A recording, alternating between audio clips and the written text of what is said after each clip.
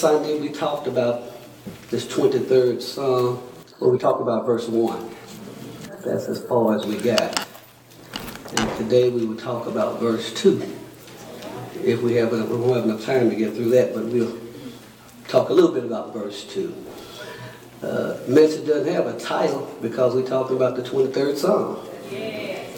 And the 23rd Psalm is a title all in itself. Don't need anything added to it or taken away from it. When you hear the 23rd Psalm, you know what we're talking about. And this is a song that was written by a shepherd king, David. And we know this psalm was written in the latter part of his life. One day David just sat down and looked back over his life, over all the things that God had brought him through. And he picked up a pen and put down, "The Lord is my shepherd. I shall not want." And this is one of the most beautiful passages in the whole Bible. There are no sweeter words anywhere. But keep in mind, David wasn't always a righteous person. There was a time when David broke into the temple and stole the bread that only the priest was supposed to eat. And then God told David not to number the people. And David disobeyed God and numbered the people anyway. And you know about the story when he was up on the rooftop and looked over there and saw who? Bathsheba. And so we know that David committed adultery with the woman. And after committing adultery, had her husband killed to cover up his sin. David was a rascal, y'all. But David is a clear example that it does not matter what kind of a life you have lived, that nobody is beyond God's grace. And so when David thought about all the things he had done and how good God had been to him, David declared, "The Lord is my shepherd." And we said, when David says the Lord is my shepherd, David's saying, I'm just like a sheep. I told you sheep are dumb. Sheep are stupid. Sheep are slow. They're easy to get lost. They're scared of everything. They got no way of defending themselves. And David said, that's me. He said, I'm just like a sheep. And so last Sunday we talked about verse 1. And verse 1 deals with the shepherd's presence. And so today we're going to talk about verse 2. And verse 2 deals with the shepherd's peace. And the shepherd's peace implies the shepherd's rest. And David here lets us know that there are two things that are needed if you're going to find some rest.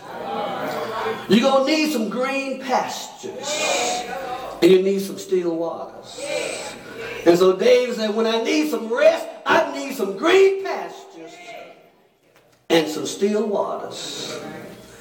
Last Tuesday night when we left Bible study, and I got home and turned on the TV, and I saw where Trump had a slight lead. And I said, well, it's early in the night.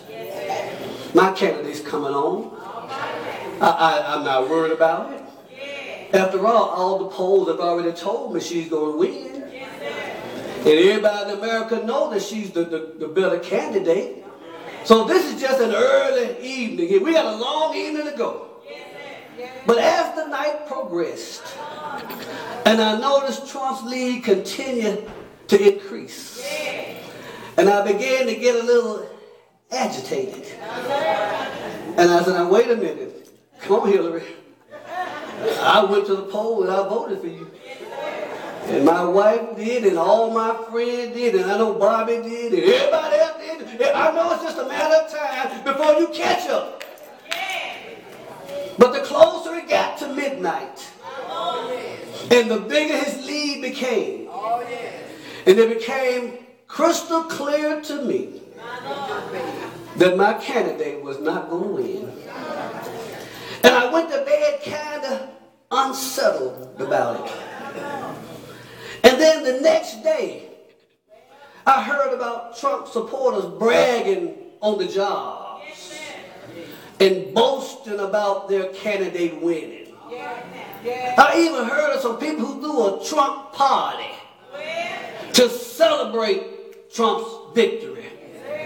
And then by Wednesday night, there were hundreds of thousands of people marching in the streets, carrying signs and cursing and shouting, "He's not my president." And then even in middle school, the children are harassing the little children, talking about send them back and build a wall. And on college campuses, Islamic women are being raped in the school. People are angry.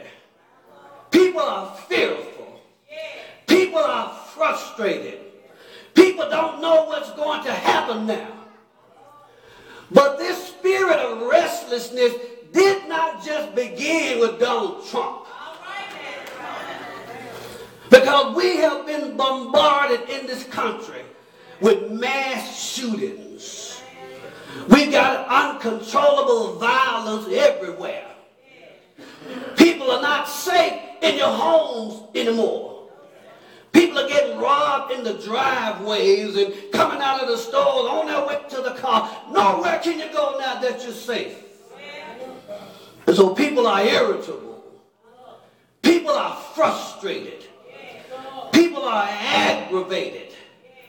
People are exhausted. And it's resulted in an overabundance of people taking sleeping pills. And nerve pills are at an all-time high. And even some Christians are having to take a drink in order to get a good night's sleep. And then after, am I in somebody's bedroom there?